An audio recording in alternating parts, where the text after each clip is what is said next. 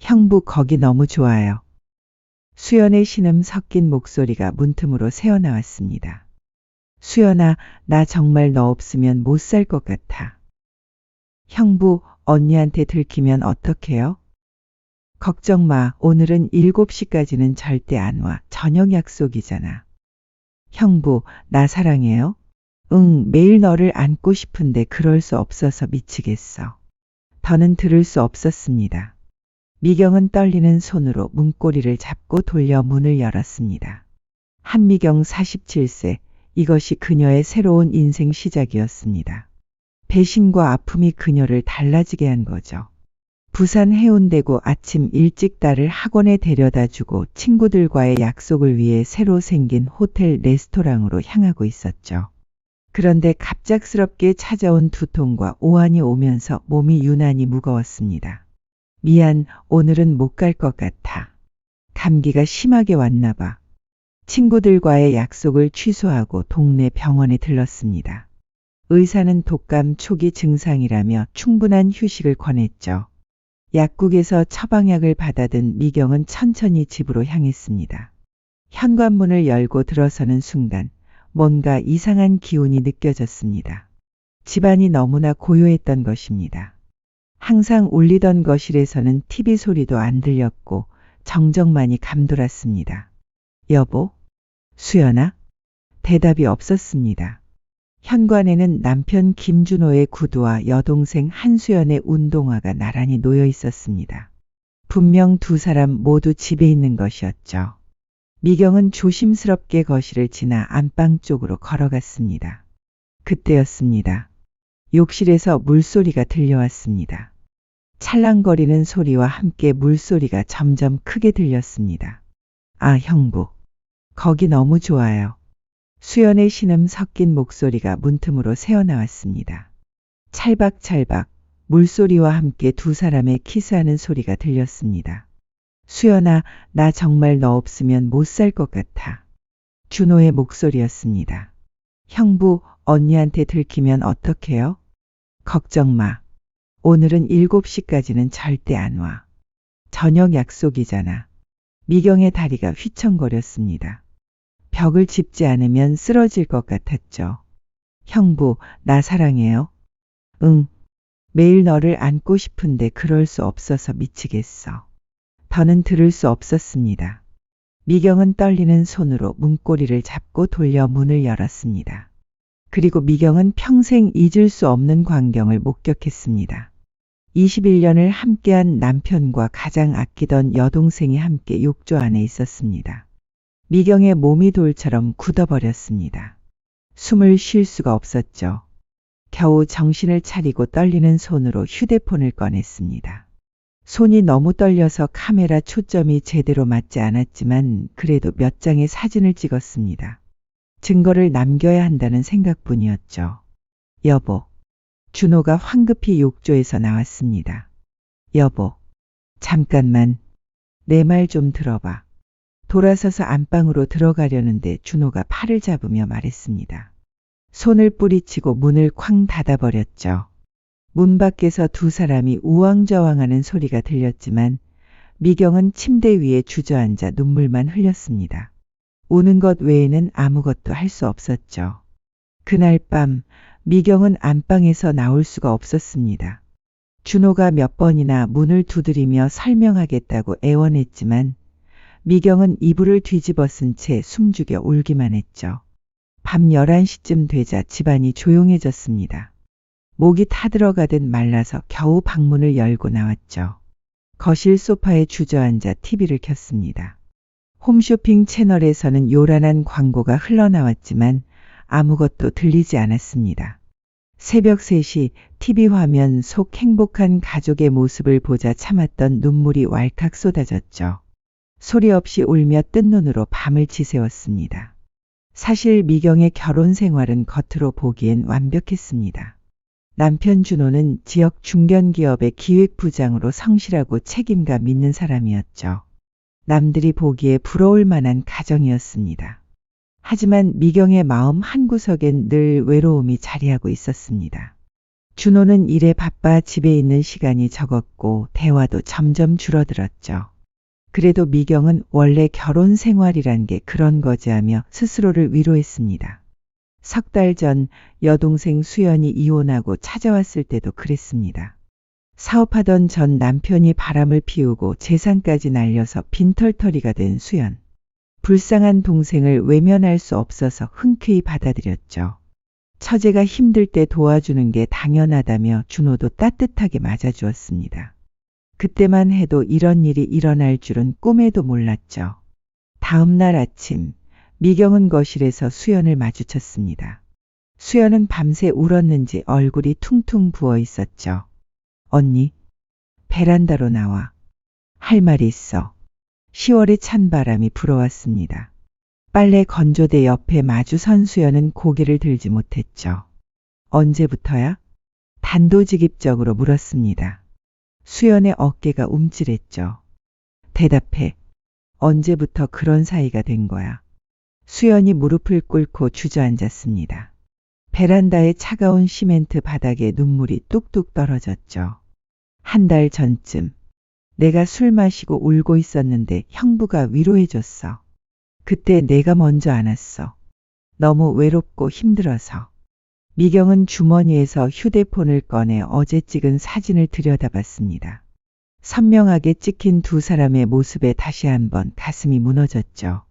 그래서 욕조에서 함께 목욕하니까 위로가 됐어. 언니, 미안해.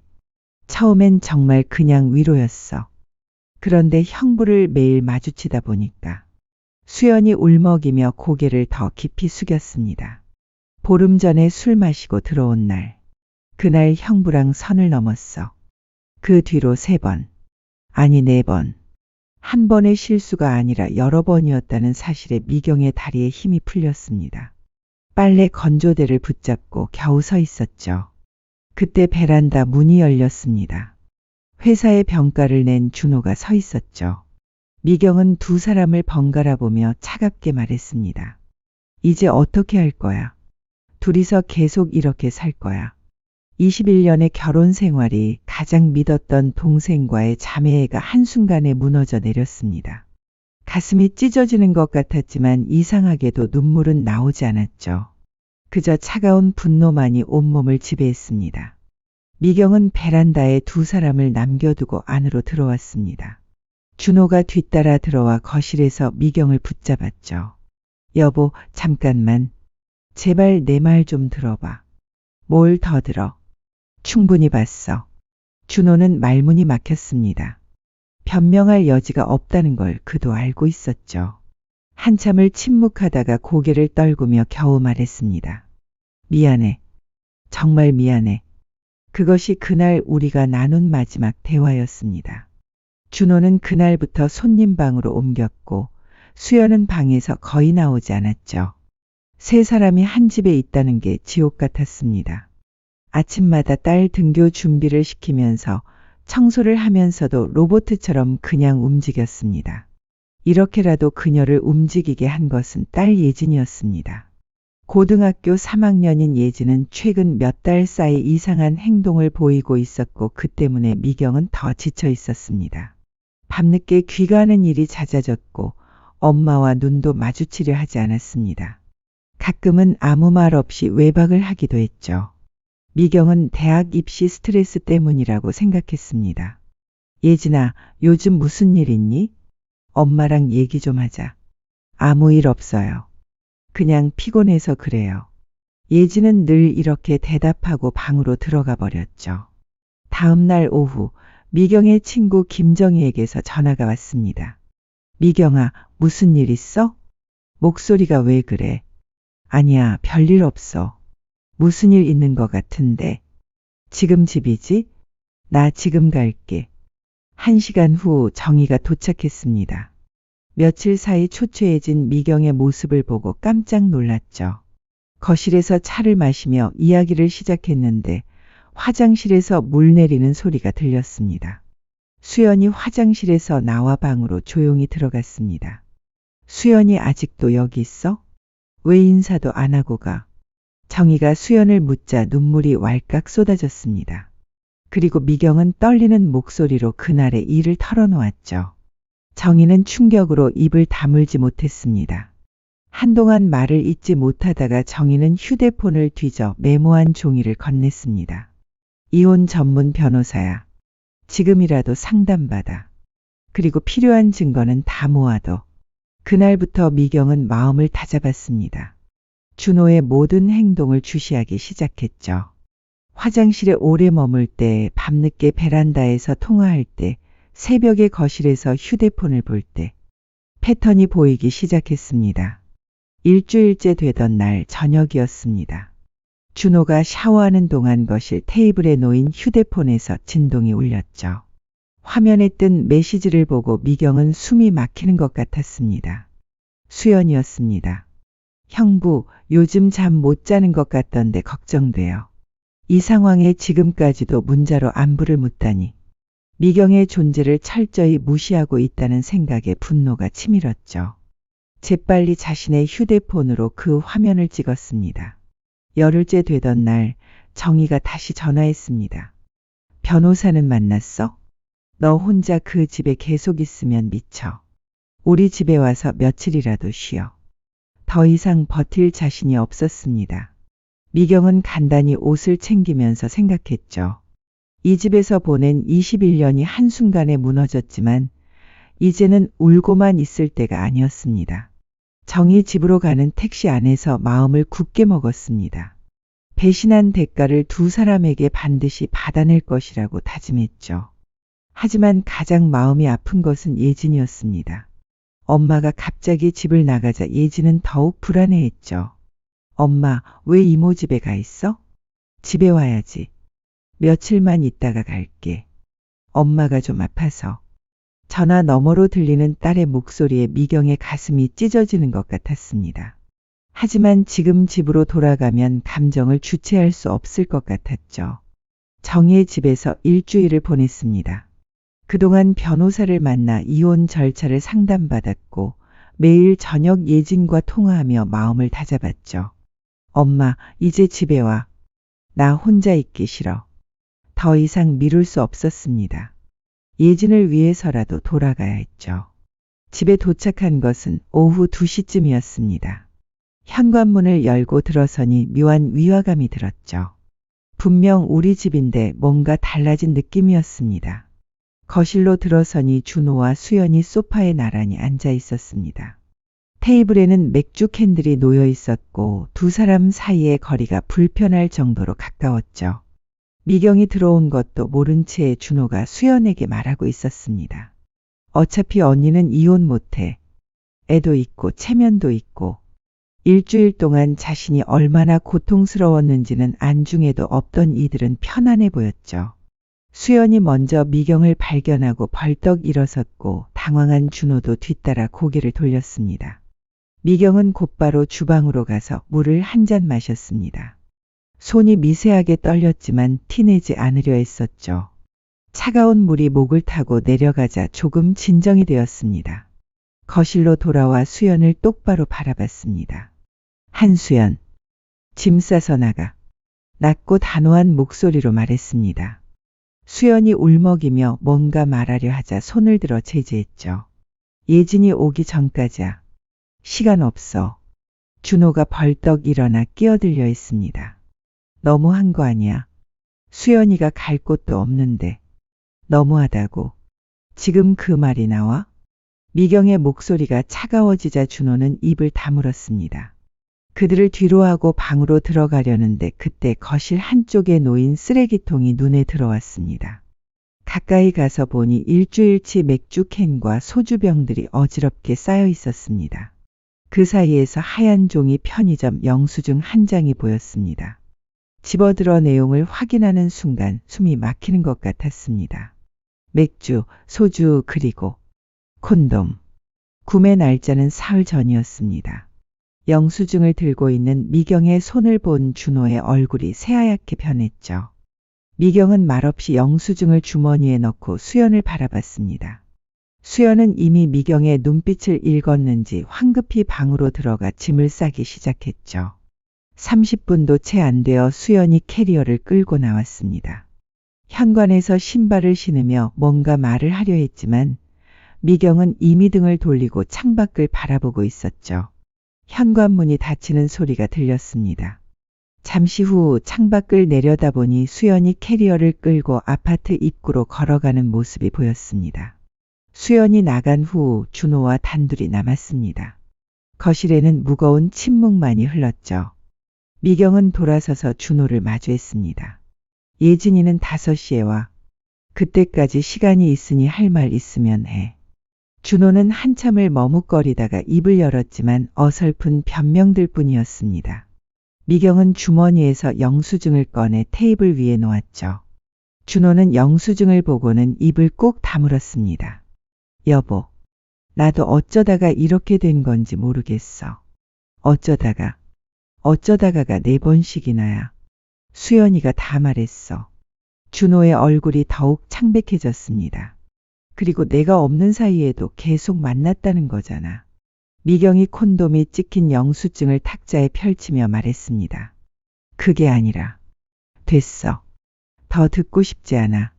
저녁이 되어 예진이 돌아왔을 때 미경은 아무 일 없었다는 듯 저녁을 차렸습니다. 식사 후 미경은 안방 문을 안에서 잠그고 혼자 누웠습니다. 이제 첫 번째 장벽은 넘었지만 본격적인 싸움은 이제부터 시작이었죠. 수연이 나간 후 한 달이 흘렀습니다. 겉으로는 평범한 일상이 계속되었죠. 준호는 여전히 회사에 다녔고 미경은 주부로서의 일상을 이어갔습니다. 한 집에 살면서도 우리는 남처럼 지냈습니다. 준호는 계속 손님방을 사용했고 식사도 따로 했죠. 필요한 대화 외에는 서로 말을 하지 않았습니다. 그 기간 동안 미경은 조용히 준비했습니다. 정희가 소개해준 변호사를 정기적으로 만났고 재산 목록을 꼼꼼히 정리했죠. 통장 내역, 부동산 등기부, 주식 잔고 하나하나 증거로 남겼습니다. 변호사는 미경이 가져온 사진과 메시지, 편의점 영수증 증거를 보며 말했습니다. 명백한 불륜 증거가 있고 상대방이 배우자의 동생이라는 점에서 법원도 엄격하게 판단할 겁니다. 변호사의 말에 미경은 안도했지만 한편으로는 씁쓸했습니다. 21년의 결혼 생활이 법정 다툼으로 끝나게 되다니. 어느 날 수연에게서 문자가 왔습니다. 언니, 정말 미안해. 한 번만 만나줄 수 없을까? 처음엔 무시했습니다. 하지만 문자는 계속 왔죠. 하루에도 몇 번씩 간절한 사과와 함께. 언니, 내가 정말 못할 짓을 했어. 평생 후회하며 살게. 한 번만 만나서 사과하게 해줘. 일주일을 그렇게 보낸 후 미경은 짧게 답했습니다. 다음 주 화요일 오후 2시. 해운대역 앞 카페로 와. 변호사가 조언했던 대로 수연의 현재 상황을 확인해 둘 필요가 있었기 때문이었죠. 화요일이 되었습니다. 약속 시간보다 일찍 도착해 창가 자리에 앉았죠. 잠시 후 수연이 들어왔습니다. 한 달 사이에 많이 수척해진 모습이었습니다. 수연이 자리에 앉자마자 말했습니다. 언니, 미안해. 내가 미친 짓 한 거 알아. 그때 수연의 휴대폰이 울렸습니다. 화면을 힐끗 보더니 당황한 표정으로 전화를 끊었죠. 바로 또 진동이 울렸습니다. 이번엔 메시지였죠. 수연이 황급히 휴대폰을 뒤집으려 했지만 테이블 위에 놓인 휴대폰 화면에 메시지 내용이 잠깐 보였습니다. 왜 전화 안 받아? 걱정되잖아. 준호였습니다. 수연의 손이 미세하게 떨렸습니다. 미경은 모른 척하고 커피를 한 모금 마셨죠. 굳이 따지고 들 필요가 없었습니다. 이미 충분히 알 수 있었으니까요. 언니, 이건 그냥.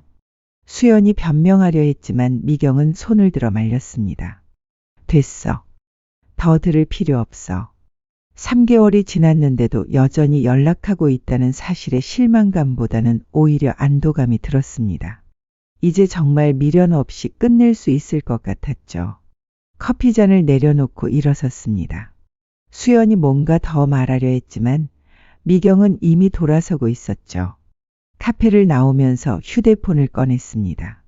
변호사 사무실 번호를 찾아 전화를 걸었습니다.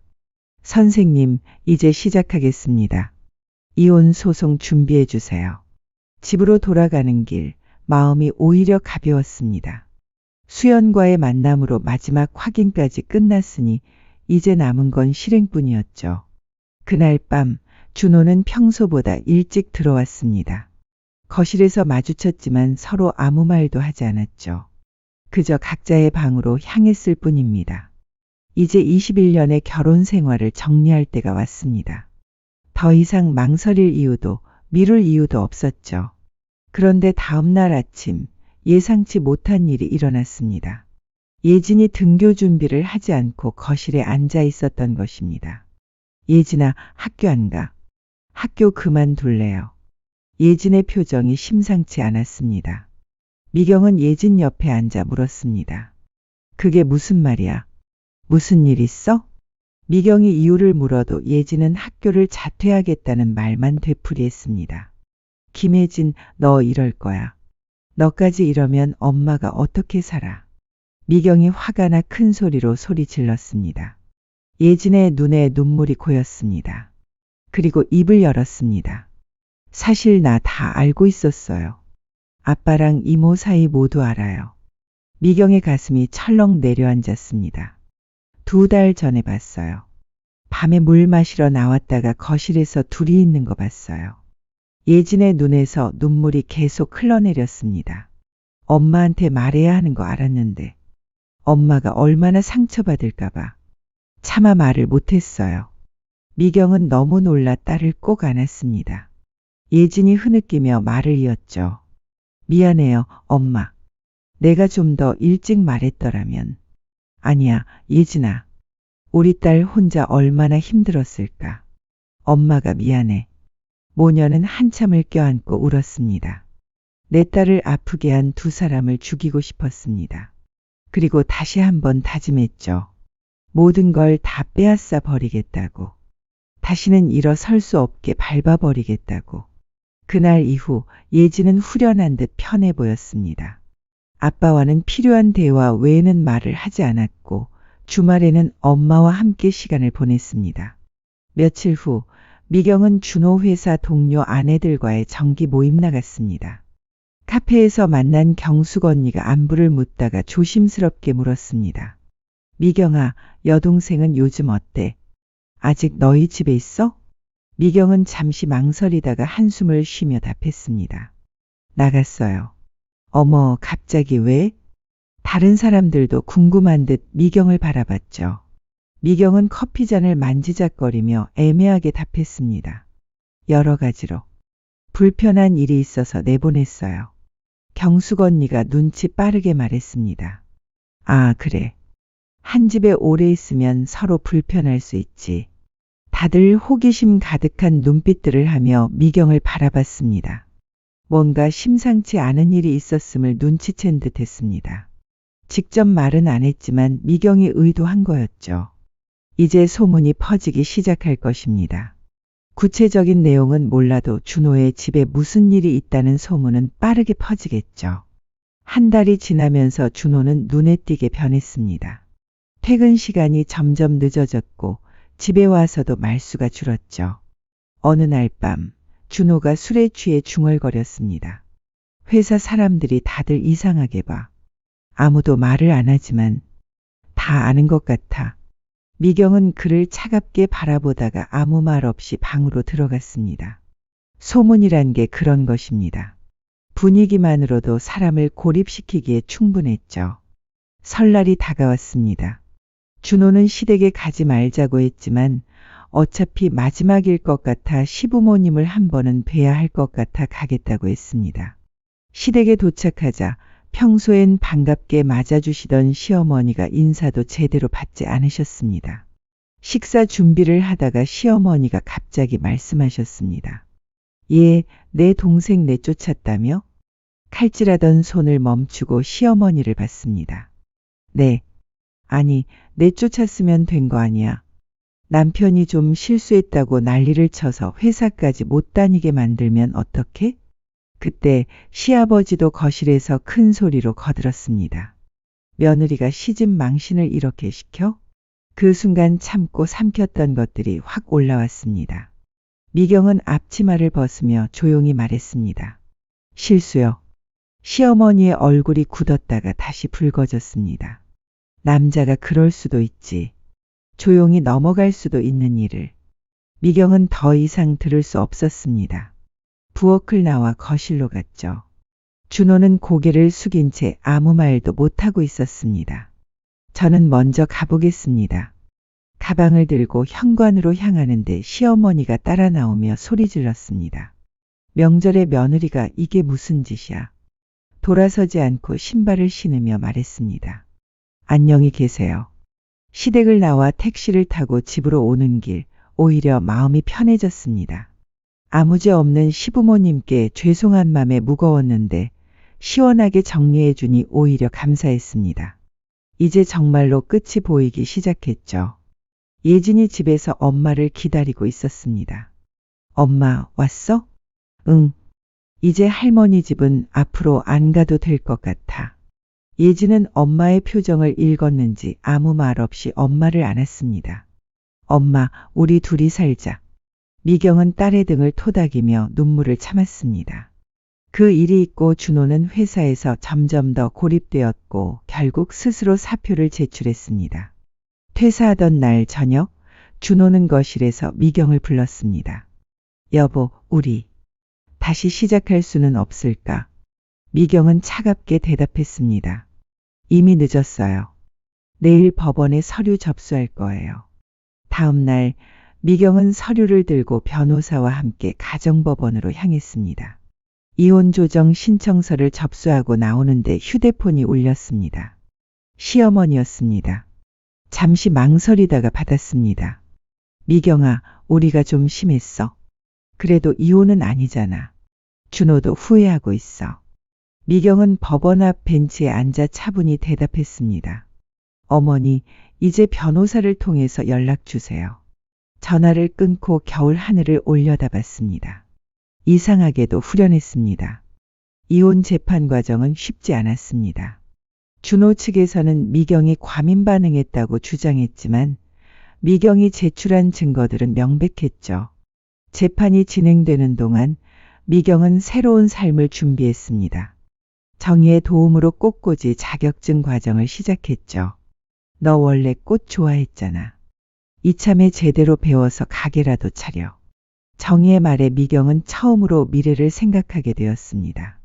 매주 화요일과 목요일 미경은 꽃꽂이 학원에 다녔습니다. 처음엔 서툴렀지만 점점 실력이 늘어갔죠. 무엇보다 꽃을 만지고 있으면 마음이 편안해졌습니다. 미경 씨, 정말 소질이 있으세요. 나중에 가게 차리시면 잘 되실 것 같아요. 선생님의 칭찬에 미경은 오랜만에 웃었습니다. 예진도 엄마의 변화를 기뻐했습니다. 엄마, 요즘 얼굴이 밝아졌어. 꽃꽂이 배우는 게 그렇게 재밌어. 응, 뭔가 내 일을 하는 것 같아서 좋아. 그러던 어느 날 뜻밖의 소식이 들려왔습니다. 준호와 수연이 함께 제주도로 내려갔다는 것이었죠. 정희가 다른 사람을 통해 들은 소식이었습니다. 그 둘이 아예 작정하고 같이 살기로 했나 봐.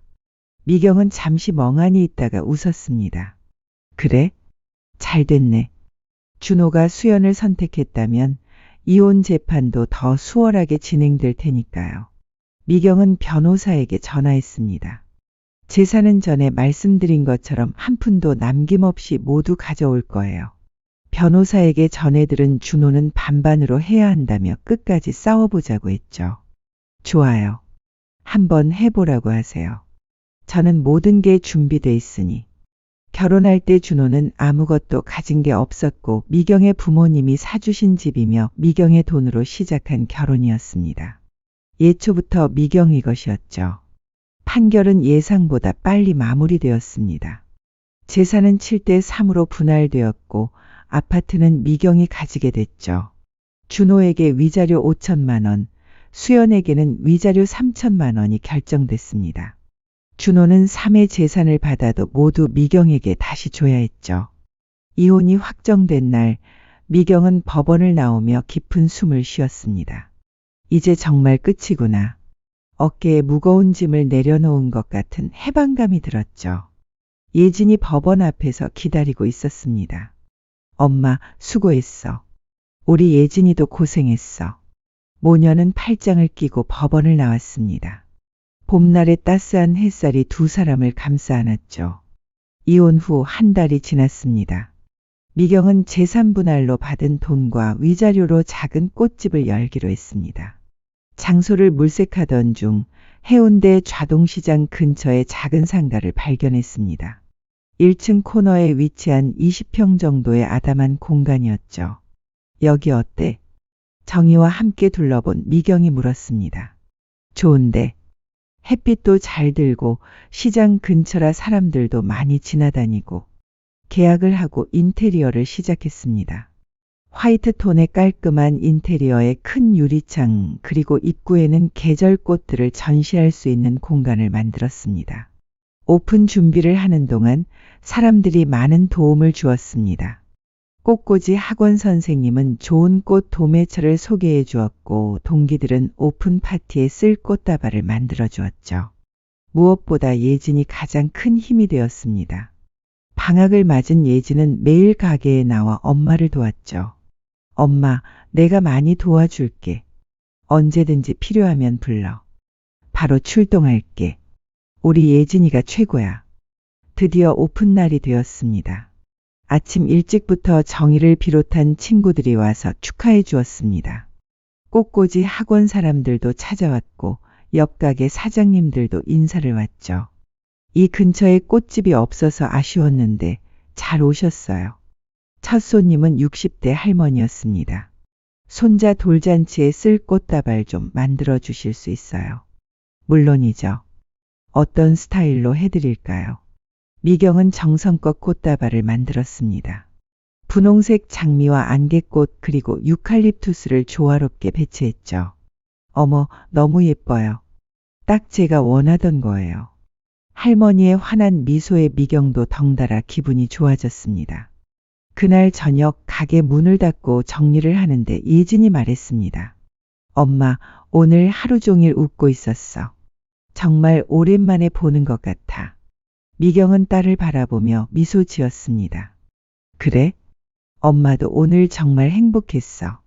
집으로 돌아가는 길, 미경은 생각했습니다. 얼마 전만 해도 상상할 수 없었던 일들이었죠. 남편과 여동생의 배신, 이혼 그리고 새로운 시작. 하지만 그 모든 아픔이 있었기에 지금의 행복이 더 소중하게 느껴졌습니다. 꽃집은 순조롭게 자리를 잡아갔습니다. 입소문이 나면서 단골 손님들이 생겼고 특히 미경의 센스 있는 꽃다발은 인기가 좋았죠. 3개월이 지났을 때 미경은 꽃꽂이 클래스도 시작했습니다. 소규모로 시작했지만 수강생들의 반응이 좋아 점점 확대하게 되었죠. 그리고 예진이 대학 합격 소식을 들고 왔습니다. 엄마, 합격했어. 부산대 경영학과. 미경은 딸을 꼭 안았습니다. 우리 예진이 정말 고생했어. 축하해. 그날 저녁 미경은 특별히 예진이 좋아하는 음식을 만들었습니다. 둘이 마주 앉아 저녁을 먹으며 지난 1년을 돌아봤죠. 엄마, 작년 이맘때 생각하면 정말 많이 달라졌지? 그러게. 그때는 앞이 캄캄했는데. 엄마, 지금이 너무 좋아 보여. 진짜 엄마답게 사는 것 같아. 예진의 말에 미경은 잠시 생각에 잠겼습니다. 그러고 보니 정말 그랬습니다. 21년 동안 누군가의 아내로 며느리로 살면서 잃어버렸던 자신을 되찾은 것 같았죠. 2년이 흘렀습니다. 미경의 꽃가게는 이제 해운대에서 꽤 유명한 꽃집이 되었습니다. 온라인 주문도 받기 시작했고 기업 행사나 결혼식 장식도 맡게 되었죠. 직원도 한 명 들어왔습니다. 사장님, 오늘 예약이 5건이나 들어왔어요. 정말? 바쁘겠네. 하나 씨, 오늘도 힘내봐요. 활기찬 아침 인사를 나누며 하루를 시작하는 게 이제는 일상이 되었습니다. 어느 봄날 가게에서 꽃을 정리하고 있는데 정희가 들어왔습니다. 야, 요즘 너무 바빠서 얼굴 보기도 힘드네. 미안, 정희야. 요즘 결혼식 시즌이라. 알지, 알아. 우리 미경이가 이제 완전 사업가가 됐잖아. 두 사람은 가게 안작은 테이블에서 차를 마셨습니다. 미경아, 있잖아. 혹시 그 두 사람 소식 들었어? 정희가 조심스럽게 말했습니다. 미경은 누구를 말하는지 알았지만 담담하게 물었죠. 무슨 소식? 제주도에서도 뭐가 잘 안 됐나 봐. 다시 서울로 올라왔대. 따로 산다는 얘기도 있고. 미경은 잠시 생각하다가 고개를 저었습니다. 이제 남의 일이야. 관심 없어. 그리고 정말로 관심이 없었습니다. 준호와 수연이 어떻게 지내든 이제는 자신과 상관없는 일이었으니까요. 그해 여름 예진이 방학을 맞아 가게에서 아르바이트를 시작했습니다. 대학생이 된 예진은 더욱 성숙해졌고 엄마를 도우며 즐겁게 일했죠. 엄마, 나 꽃 이름도 다 외웠어. 장미, 튤립, 프리지아, 라넌큘러스. 우리 예진이가 벌써 전문가네. 모녀가 함께 일하는 모습을 본 손님들은 늘 부러워했습니다. 딸이랑 이렇게 사이좋게 일하시다니 정말 보기 좋아요. 가을이 되자 미경은 새로운 도전을 시작했습니다. 지역 문화센터에서 시니어를 대상으로 한 꽃꽂이 강좌를 열게 된 것이었죠. 안녕하세요. 꽃길 대표 한미경입니다. 앞으로 여러분과 함께 아름다운 꽃의 세계를 만들어 가겠습니다. 수강생들은 대부분 50대 이후 여성들이었습니다. 처음엔 서툴렀지만 점점 실력이 늘어가는 모습을 보며 미경은 큰 보람을 느꼈죠. 특히 한 수강생의 말이 기억에 남았습니다. 2년이 지난 지금 미경의 삶은 완전히 달라졌습니다. 아침 6시에 일어나 가게에 갈 준비를 하는 것으로 하루를 시작합니다. 예전엔 남편과 딸의 아침을 준비하느라 바빴지만 이제는 자신을 위한 시간이 먼저였죠. 가게에 도착하면 새로 들어온 꽃들을 정리하고 그날의 주문을 확인합니다. 하나 씨와 함께 분주하게 움직이다 보면 어느새 점심시간이 되죠. 어느 토요일 저녁 예진과 함께 저녁을 먹으며 이런저런 이야기를 나누었습니다. 식사를 마치고 거실에서 TV를 보고 있는데 예진이 불쑥 물었습니다. 엄마, 혹시 재혼 생각은 없어? 미경은 잠시 놀랐다가 웃으며 답했습니다. 글쎄, 아직은 생각 없어. 지금이 좋아. 그래도 엄마 아직 젊잖아. 좋은 사람 만나면. 예진아, 엄마는 정말 지금이 좋아. 내 일을 하고 너랑 이렇게 지내고 뭐가 더 필요하겠어. 그리고 그것은 진심이었습니다. 혼자이지만 외롭지 않았고 바쁘지만 행복했죠. 다음 날 미경과 예진은 해질 무렵 광안리 해변으로 산책을 나갔습니다. 바다는 고요했고 파도 소리만이 규칙적으로 들려왔죠. 석양이 지는 해운대 거리, 엄마와 딸의 그림자가 길게 늘어졌습니다. 과거의 상처는 이제 아물었고 미래는 희망으로 가득했습니다. 한미경, 그녀는 47세의 새로운 인생을 시작했습니다. 배신과 아픔을 딛고 일어나 자신만의 꽃길을 만들어낸 것이죠. 그리고 그 길 위에서 진정한 행복을 찾았습니다. 때로는 가장 아픈 상처가 가장 아름다운 꽃을 피워내는 법입니다. 오늘 이야기 재미있으셨나요? 구독과 좋아요 한 번씩 눌러주세요. 그리고 영상을 보고 느끼신 마음 댓글로 남겨주세요. 영상을 만드는 저에게 큰 힘이 됩니다. 우리님들 다음 화에서 또 만나요.